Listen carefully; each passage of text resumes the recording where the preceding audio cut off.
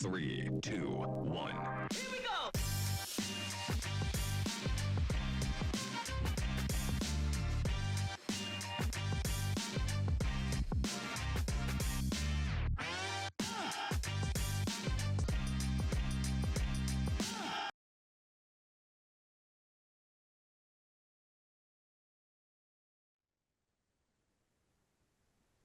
All right. Welcome, everybody. Thank you to everybody who's been in the waiting room. We see people coming in now. Thank you so much for joining our webinar for this information session. We will get started momentarily.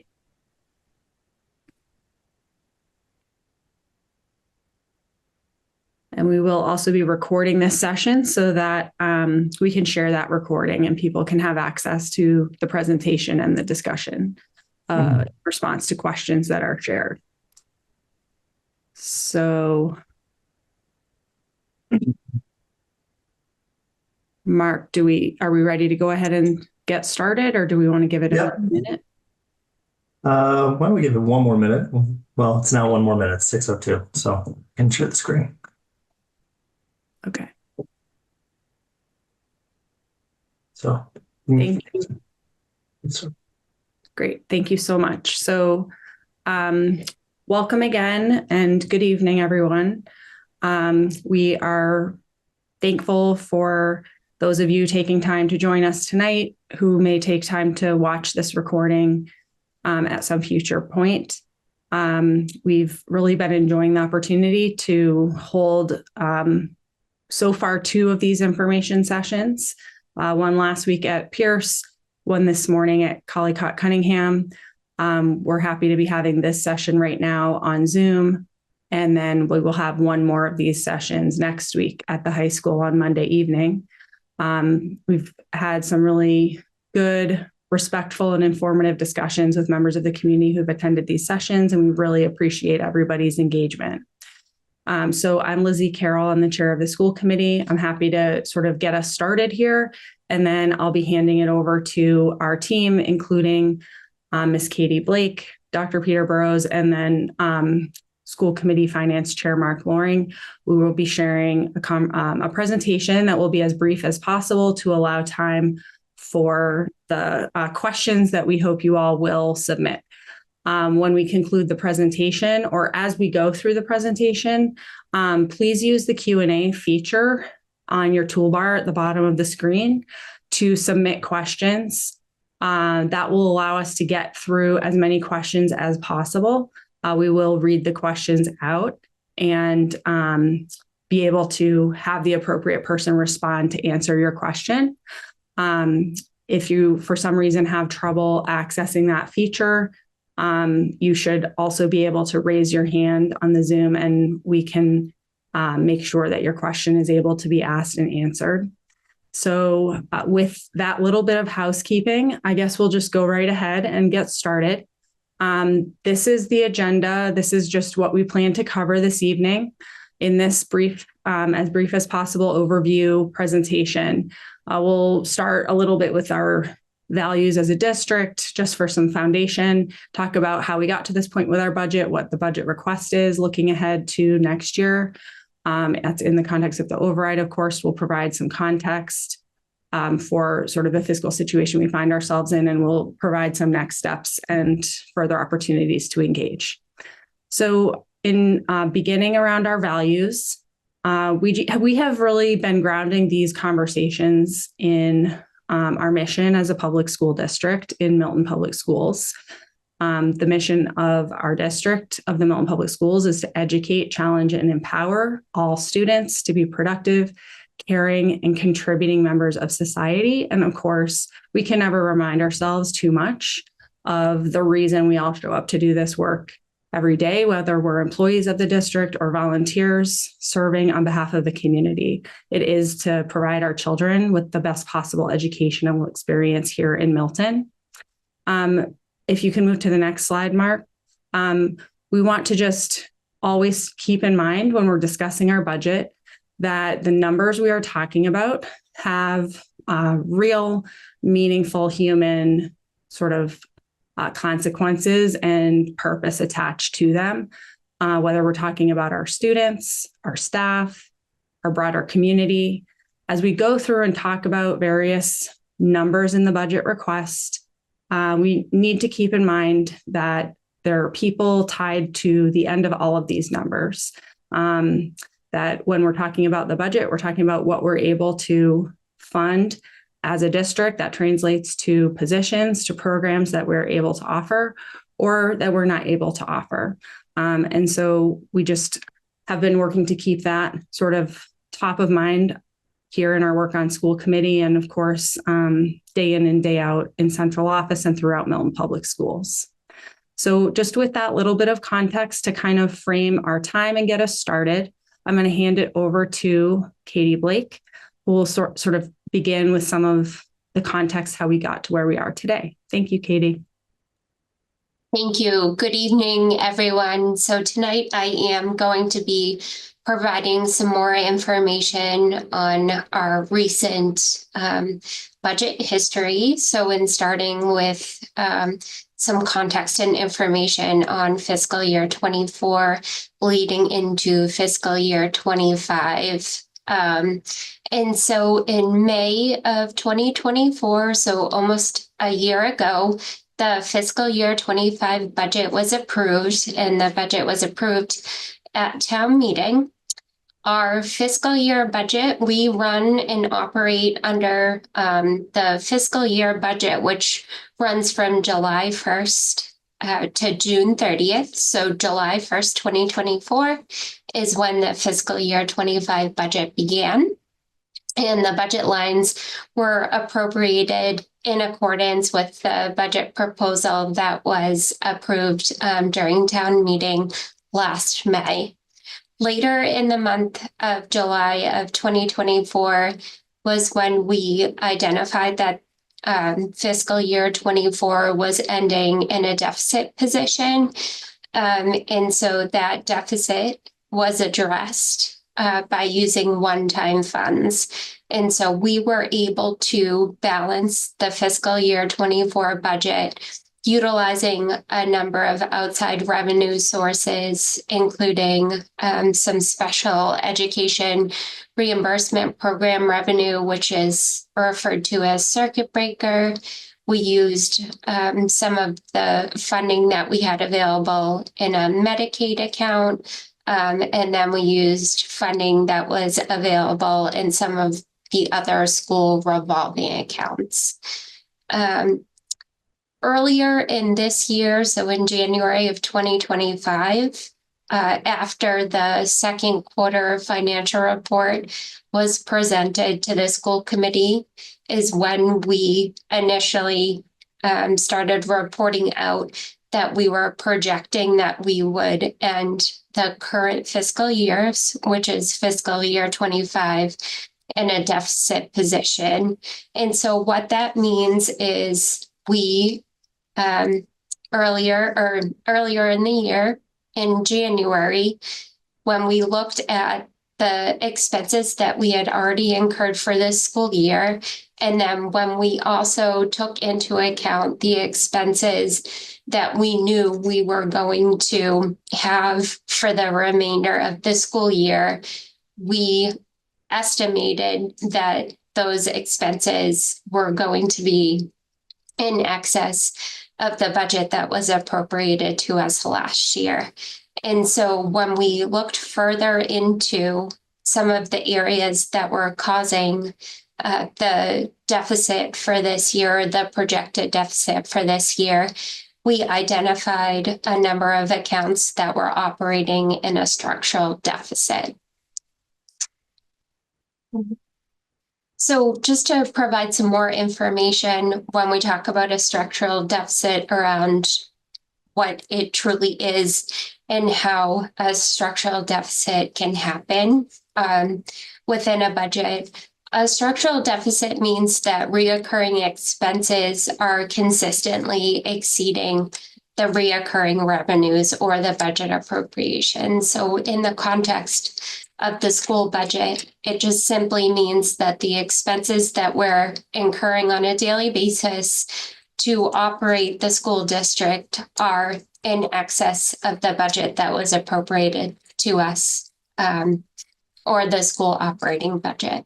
Structural deficits can occur for a number of different reasons, which include having a budget that is based on past budget numbers and not based on actual expenses.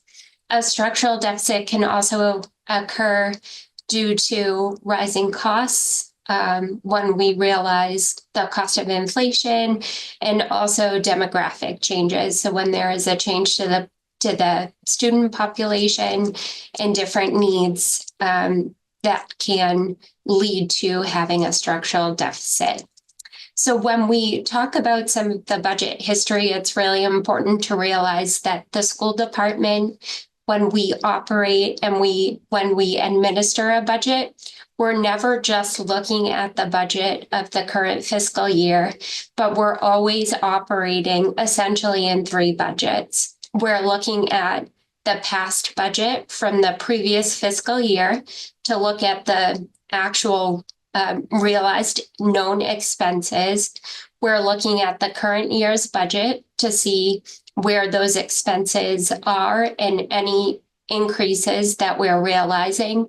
And we're also looking forward to the future and seeing how is the budget that we're currently operating in, how will that look in a future fiscal year, in the next few fiscal years, and what adjustments will we have to make in the budget to make sure that we're able to cover our expenses. And so knowing that there were different areas in the budget for the current fiscal year that were operating in a deficit, we were able to make adjustments into the fiscal year 26 budget to be able to base those budgets on prior year actuals and projected increases, and essentially reconcile the structural deficits.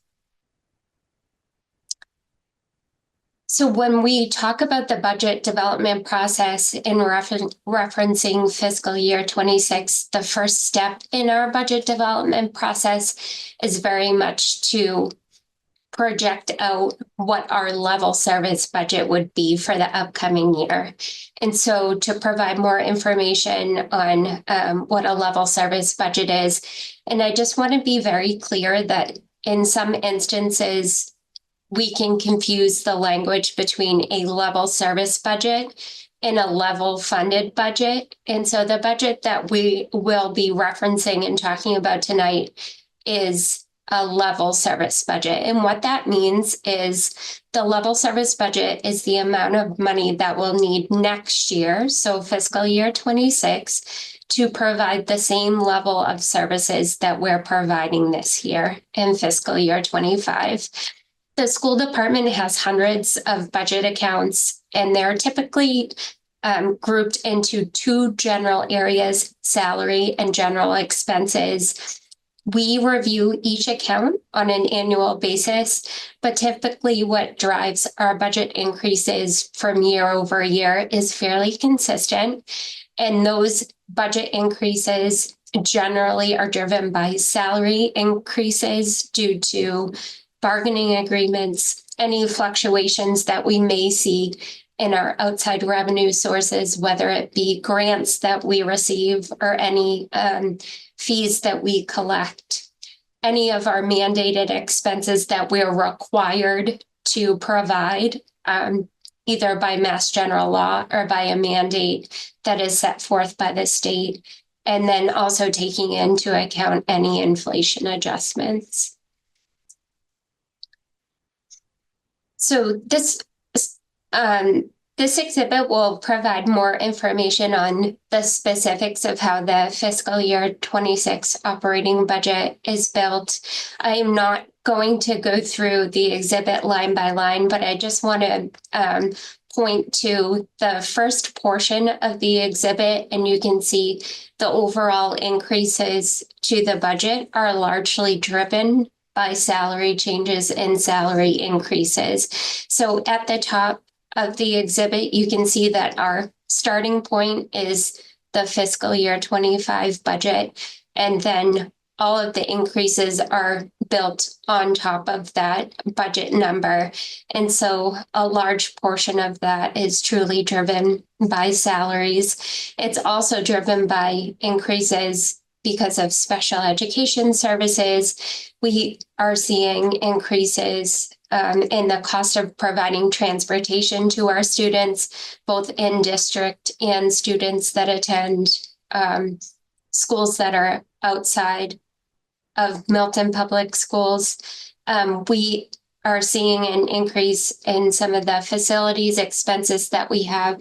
So that is due to some of our utility expenses. And then we also are taking into account any miscellaneous adjustments. So if there are increased costs to curriculum materials, to any of the textbooks that we may purchase, any of the curriculum software that we purchase on an annual basis, we're taking all of those factors into account when we're costing out the fiscal year 26 operating budget. And you can see overall, taking all of those factors into account, the level service budget for fiscal year 26 is projected at an 8.4% increase.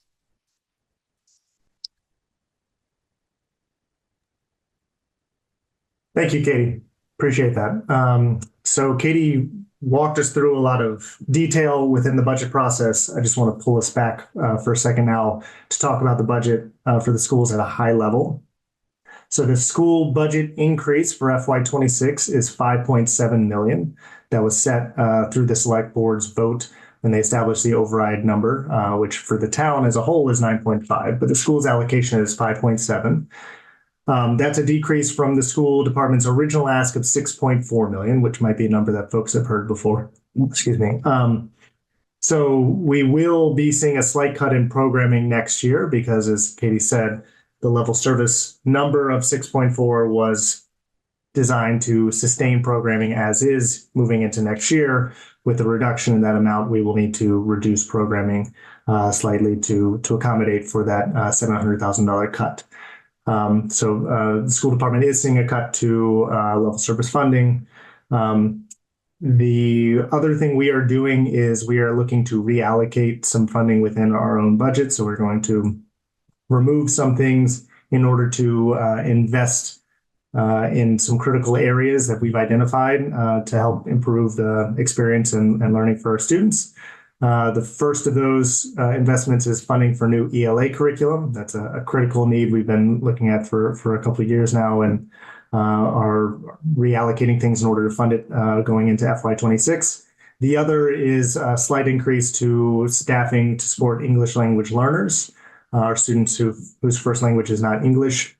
That's actually more of a mandated cost because we need to increase the FTE in order to meet minutes requirements for our students who require those services. But that's another place where we are going to reallocate in order to address that need.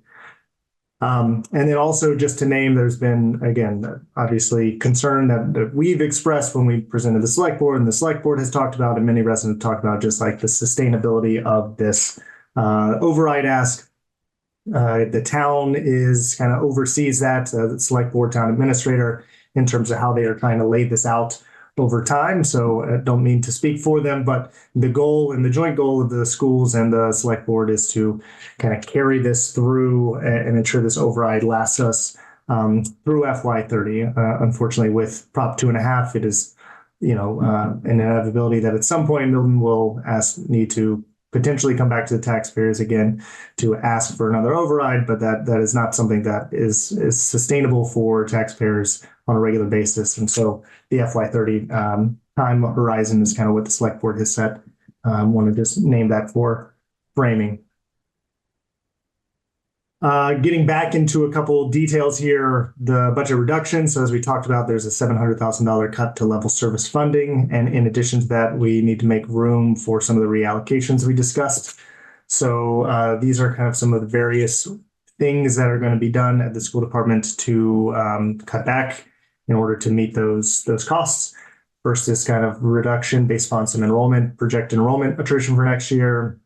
We are going to need to eliminate one of the school buses we were able to add last year. So that is a programmatic cut.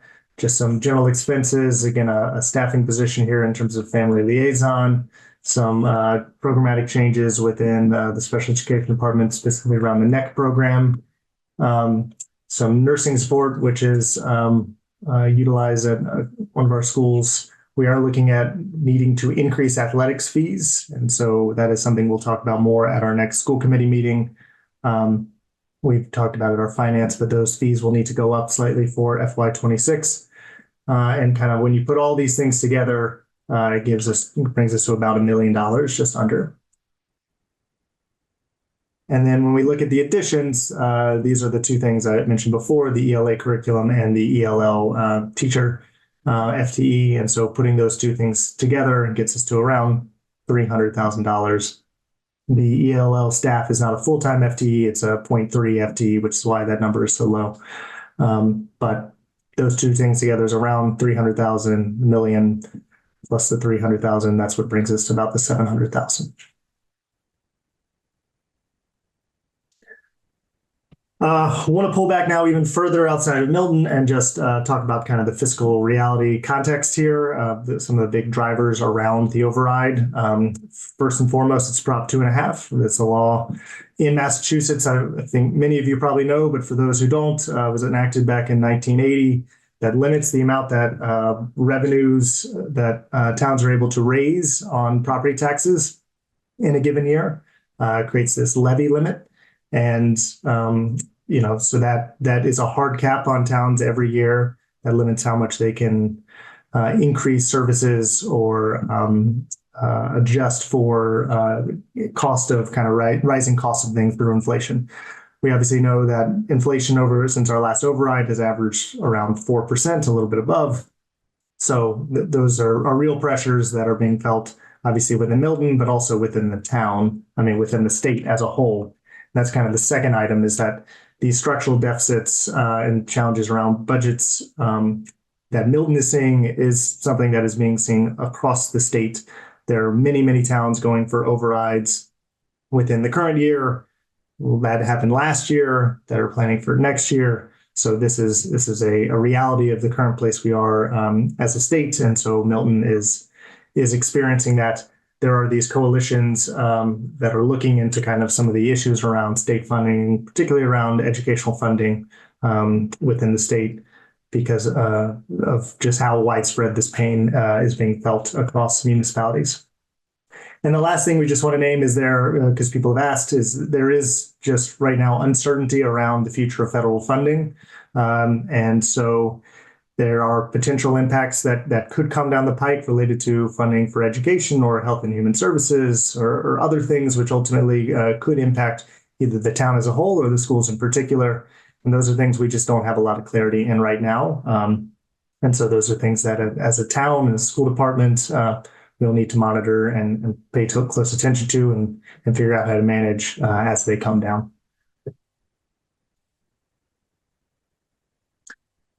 Next, I just want to take a couple of moments to talk through some of the process changes. We've gotten the question several times around, obviously what is the cause of the current year fiscal deficit, which Katie talked about earlier, but also what are we doing moving forward to help address that and make sure that that doesn't happen again. So these are some of the things, and I'm not going to talk about every single one of them here, but I do want to highlight a couple. And the first one is that very first bullet point, which is the FY26 budget work. That is key in addressing what Katie mentioned previously, those structural deficit line items, where historically we just have not built into the budget what it actually costs to do some of the work. And so creating that, addressing that issue within the FY26 budget to make it sustainable and make it operable, and be honest about what it's actually going to cost us to run electricity across all of our buildings, because this is what it cost us this year and last year and the year before. That's obviously a basic principle of budgeting, but a really important one as it relates to how we are fixing the financial issue that we have been kind of dealing with within the district. The second one is this idea of a recasting of the budget. So after the budget closes in July, using the end of year budgets to see what our actual expenses were for the year and comparing that against the approved budget from town meeting. One of the issues just with the budget process overall is that it starts very early in a year, right? It starts in October, it's approved in May, but we actually don't finish out the expenses until July. So taking the time in August to look at what our last year's actual expenditures were, compare them to our current year budget at that point, and see are there any places where in July and August we should be concerned as we're going into the year because it looks like expenses are going to outpace what our budget was for that. And look at those line by line assessment and figure out, is there a reason why we expect that cost to go down within the current fiscal year, or how are we going to kind of move things around in order to accommodate for that? That's much easier to do earlier on in the fiscal year, obviously, than it is to start dealing with it in January.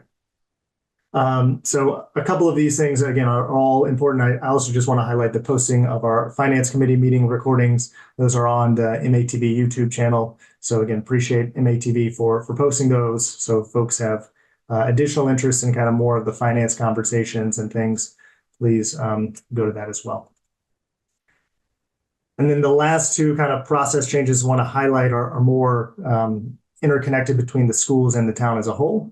And so the first one is an idea that we've talked about with the town administrator that we're excited to support with his efforts around bringing in a financial best practices consultant to look at finances, budgeting, HR, the technology around these systems that the town and the schools use in order to figure out how we can improve those processes, how we can do them better, more efficiently, create more up-to-date reporting mechanisms to identify just how we are, better stewards overall as a town with the tax revenue that is being taken in. And so excited to work with the town administrator on that in order to kind of get improved practices. I'll highlight just, again, the work that Katie has done and a lot of the members of the team internally this year around bringing some improved practices to the school department, but really excited to partner with the town and look at that holistically using kind of a third party outside eyes. And then the last one is this establishment of a townwide finance committee. This year, schools obviously have a finance committee. Historically, we've met with the select board finance committee to have kind of ongoing conversations. That didn't happen this year. The select board did not have a finance committee this year. Communication has been less than ideal, I think both we would say and the select board would say. And so figuring out a way in which we strengthen those bonds is, we're one town, one budget, one community. And so this idea that the town administrator proposed that we are very supportive of around, bringing together members of the select board, the warrant committee, the school committee to meet on a monthly basis to regularly review budget reports, projections, work to improve kind of long-term financial projections for the town, talk through how we are communicating that out publicly and sharing that information in a clear and transparent way. So that is a establishment that is the town administrator is looking to do next year that we're really excited to partner them on. Now I'm going to pass it over to Dr. Burrows, who will talk about some of the impacts of the failed override.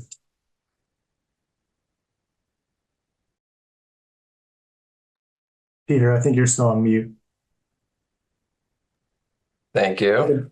Had to be one of us. You think I'd get that by now? Good evening, everyone. So I wanted to share a little bit about the process that we've gone through to come up with this non-override list of reductions. I can tell you that every one of these positions is essential to the operations of the district and to supporting students. We had actually a question this morning at our budget forum at Collicott Cunningham. The question was, what is the impact at the elementary level of losing all these positions? And there's just kind of no question that in losing these positions, one, we have a lot of work to redesign our structures and systems very quickly. And two, we're not we're not having the level of staffing that we need to support our students. So there is an impact on the student experience. I just wanted to kind of start off by sharing that. One of the things that guided us in our work at determining what the reductions would be was a lens and looking at student impact and making sure that we were, to the best of our ability,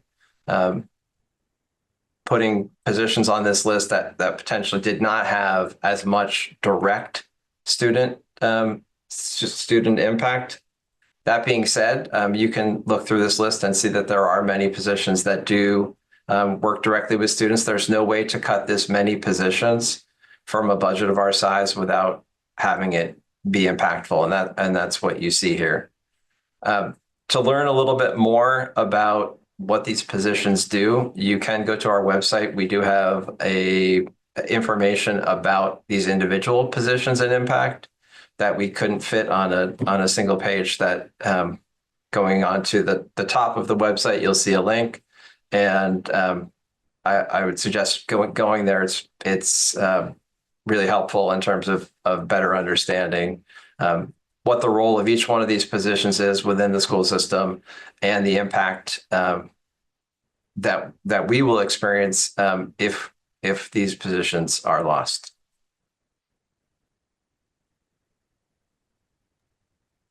Great. And as we're approaching kind of our last couple slides, just reminding folks to, if you have questions, please put them in the Q&A feature and at the bottom of the Zoom. Click that, please submit it. And when we reach the end here, we will go through and answer as many questions as we can within the time to the best of our ability here. Did want to also just, for a framing standpoint, reorient the idea of this like non-budget override. The non-override budget is not a sustainably built budget. So essentially what the town administrator is doing within the budget is kind of using a lot of the free cash, all the free cash, I should say, that we have this year in order to mitigate the loss of services within next fiscal year if the override does not pass. So while we, again, completely agree with that in order to kind of lessen the impacts to students and to the community as a whole with other services, what that means is that without the override, we can expect not just cuts in FY26 that Peter showed on the last slide, but there will likely be further cuts in FY27 as the use of that free cash goes away and we have to hit a place that is more sustainable. So this is going to be kind of a multi-year devastation is kind of the best word for it. And so just wanted to make sure that was clearly understood. Last thing is just to highlight some of the resources out there for folks to learn what you'd like to kind of access things with your own fingertips. So we've tried to make the MPS webpage as useful as possible and put just everything we can up there. It's probably a bit too much and might feel overwhelming. But if you have any questions, you can always reach out to us, email us. We can direct you to the right place. But that webpage does have almost everything in terms of the current year budget details, prior year budgets, all the presentations we've done to Select Board, Warrant Committee. This presentation will be up there. The recording of the Zoom will be up there. So an FAQ document where we've been adding answers to all the questions that have been submitted through the Google Forms. So lots of stuff on that site. We'd also direct you to the town's website. They have information on the override FAQ themselves, as well as kind of a tax calculator. And then also flagged the organization Milton United. It's a separate entity that is campaign working to support the override. They have information on that page as well. I think mostly taken from kind of what the town and the school page have. And they also have a useful tax calculator for folks to understand what is the financial impact for them that they'd see based on their home value. So those are some resources. Also highlight, we do have one more of these information sessions at the high school on April 7th at 6:30 p.m. So if you don't get your question answered tonight, or you just think you might have more, please come visit us, or please tell your neighbors, your fellow community members to come out and see us at the high school.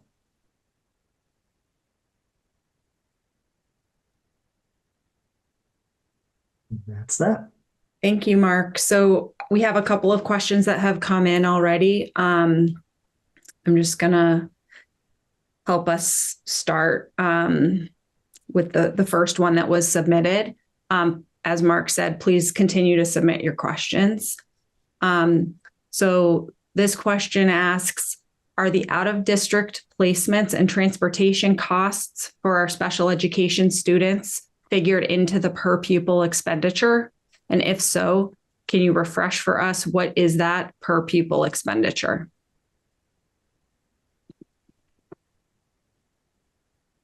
Katie does the reporting for the state where they pull the per pupil expenditure. And so I think she can walk through just all the different things that are included in that number. The short answer is yes, but I'll let her walk through the detail.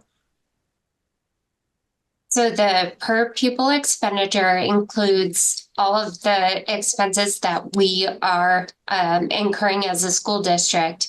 It includes expenses that we're paying for directly through the operating budget appropriation.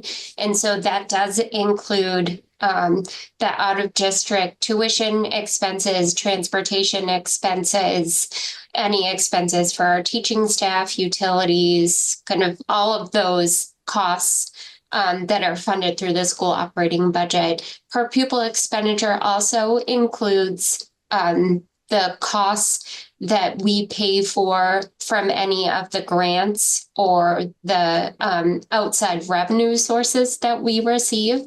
And so all of that information is going into those numbers. And then we also report out a number of expenses that the town is incurring on behalf of the school department. So there's an allocation for some administrative costs that are reported in the per pupil expenditure portion of the town's liability insurance, some of the health insurance expenses. All of those costs are reported on the end of year report, and that report is the information that's submitted to the state, and that is what creates those per pupil expenditure numbers.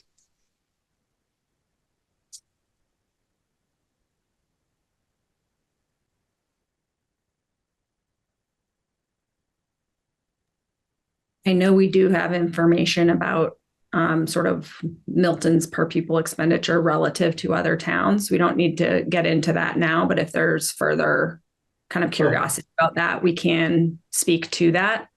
Yeah, I can share that. I forgot that was part of the question. Per pupil expenditure is a lagging number that the state provides us. So it's done, kind of released every January-ish for kind of 1.5 calendar years ago. So the most recent information we have for Milton and for the state as a whole, as the state calculates it, is 2023. That year, and what the state does, they release two numbers. They release an in-district per pupil expenditure and then a total. The total is the, obviously total costs that districts spend on students per pupil. But our in-district expenditure is 17,650. Our total cost is just under 19,000. For our total cost, that puts us in the 30th percentile. 30.65 is the percentile rank that we have. So we fall in the bottom 30th percentile in terms of based upon that number.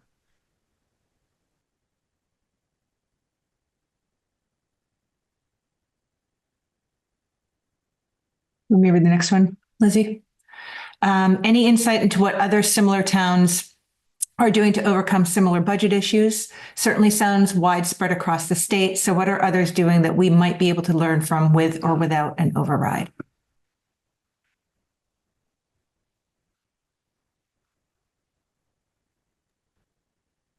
I'm happy to share a bit on this. I mean, what most towns are doing, or I'll say at least many towns are doing, is they are looking to seek an override, right? They're coming to their residents to say the costs of providing these services has gone up faster than we've been the ability to us for us to levy taxes under Prop 2.5. And so if we want to continue services or expand services, this is the cost. And that's the conversation we're having as a town now, in order to continue with the services that we are providing the students this year. The cost is going to be this amount for next year. And so towns as a whole are having that conversation and figuring out if that's out there willing to invest in not just the school services, but also obviously the town-wide services. The override supports kind of all departments.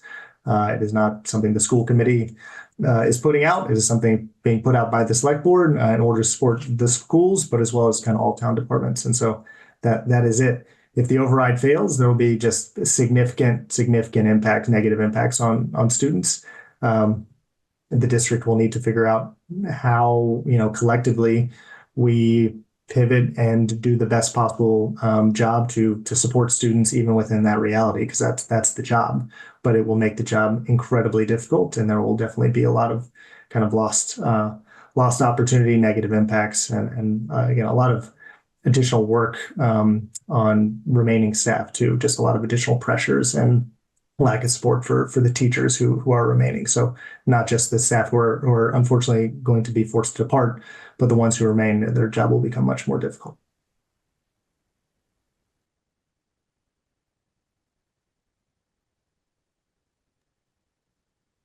Those are all the questions that we've had submitted up to this point. So we'll just give people more time to submit other questions.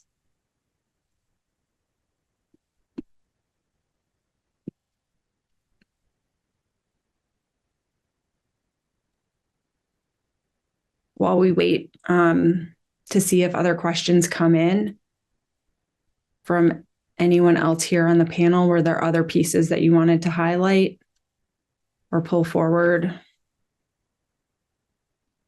From the slides? I know, Mark, the scatter plot was well received, I think, and people had shared that they would like to see that in the presentation in the future. That might be helpful to share. Sure. Just Sure. for everyone else listening in, this was something that we did spend some time on this morning at the Collycott Cunningham presentation in response to a question that a parent brought forward. Yeah, and it's also something we talked about with the warrant committee, talked through with them. So essentially, we are able to have a scatter plot, which is this screen right here, which kind of shows performance of every municipality across the state, and it plots them based upon, on the y-axis is their per pupil spending percentile rank. And on the x-axis is their kind of consolidated MCAS performance percentile rank in grades 3 through 8. And so that's kind of every town, and the red one is Milton. And the framing for this really is like thinking about, right, we want a highly efficient district. We want a highly efficient town and town government. But as it relates to the schools, we want a highly efficient school district. And so how would we define that? And I think the way in which we talked about defining it would be, first and foremost, high academic outcomes for our kids. We want our kids to have the absolute best academic experience, have the most possible growth and learning that we possibly can. And then the second is, what does it cost us to, create those high academic outcomes? So what, efficient would be kind of low dollar investment in order to get those high academic outcomes. And so that is essentially what this scatter plot chart tries to show, of plots everybody based upon where they are both in spending and student outcomes. And so that yellow box is essentially all the towns that spend less than us, that you could say maybe are more fiscally efficient than us because they just spend less per pupil. You can see the vast majority of towns spend more than us. That bottom 30th percentile is what spends less. And then again, the other side is student performance. So who actually is performing better than us? So you can see the vast majority of towns are performing worse than Milton is. Milton students are, but that kind of top 10 percentile, Milton's in the 89th point something percentile in this metric. And so that's kind of where we stand. So in terms of efficiency, it'd be the overlap between these two things, right? Between the towns that are actually performing better than us on the MCAS and the towns that are spending less than us in order to get those results. And so it's that little corner that you'd look at and sort of blow that up. This is those are the towns. So there are only 3 towns in the entire state of Massachusetts that spend less than us and have higher student outcomes. Now, there are a couple other towns that are like right around us that maybe you could argue are comparably efficient or slightly more efficient based upon what you value more in terms of lower spending or higher student outcomes. But kind of we're right in that area. So Milton is absolutely in the top 10 in terms of the highest efficiency school districts. I'll say again, there's only 3 that actually spend less than us and achieve more than us. And then we've been able to map it as well. So this is all the towns in red are the ones that spend less than Milton. You can see there's a nice big kind of white area right around the Boston area. So we are one of the lowest spending towns within kind of the Boston metropolitan area. Most of the towns that spend less than us are further out. And then these are all the towns that actually perform better than Milton on the MCAS. And so again, if we put those 2 graphs together and see where the overlap are, those are the 3 towns. So, I think, based on this information, like Milton is just a tremendously efficient school district. The teachers and the staff do amazing things with very limited resources. And this is really a testament to kind of the amazing educators we have within the town, just the fantastic teaching staff, support staff, principals and school leadership staff in order to kind of help us achieve these outcomes for our kids with the fact that, we are under-resourced by kind of the most common metric used. And then this is just one other thing we showed, which is just the change of our per pupil percentile rank, how much we're spending on our kids versus other municipalities and how that has changed over time. And you can see historically in 2008 is the first year that this data is available. So historically, Milton's been kind of around that 40th percentile. In the last 4 years, again, 2023 being kind of the most recent year we have this data, last 4 years, the 4 lowest years in terms of our percentile rank, our spending compared to the rest of the state, the 4 lowest years in Milton's history. And so we are luckily on kind of a rebound coming up. Certainly, if an override were to not pass, that trend line would drop down, we would assume. But we are still, again, you can see quite low and even low compared to kind of where Milton has been historically. So those were the slides we kind of talked through a little bit. Thanks, Mark. So just a reminder, if you do want to use the Q&A feature to submit a question, you're more than welcome to do that. If you're having difficulty with that and would also prefer to raise your hand, you can also do that at this point if you have a question that you would like to ask in the moments that we have left.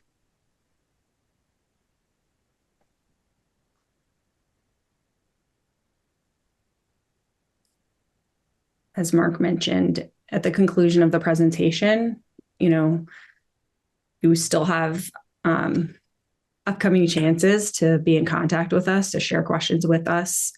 Of course, we still have citizens speak at our school committee meetings. If you would like to also share your point of view with us there, we meet tomorrow night, as well as 2 weeks from tomorrow, April 16th. You can always also email us your question. We will respond.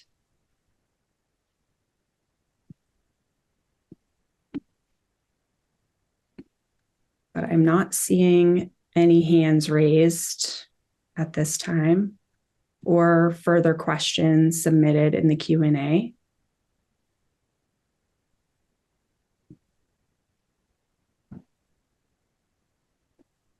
So we'll just sort of give that another couple of moments in case someone's formulating a question right now. Don't want to cut that off.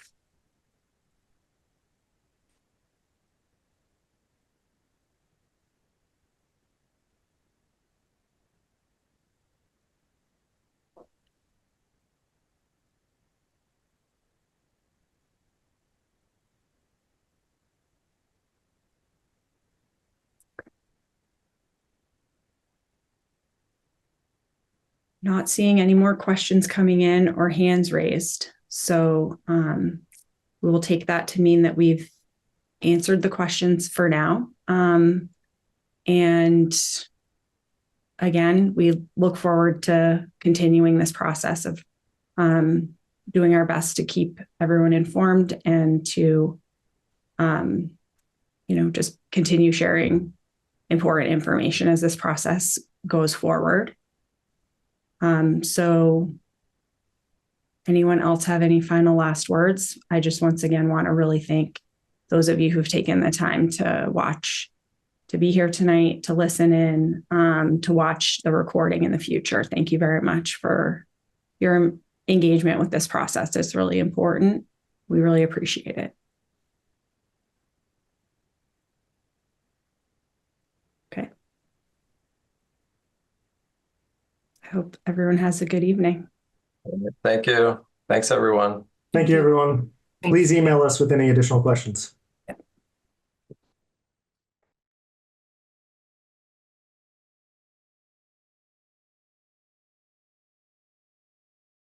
3, 2, 1.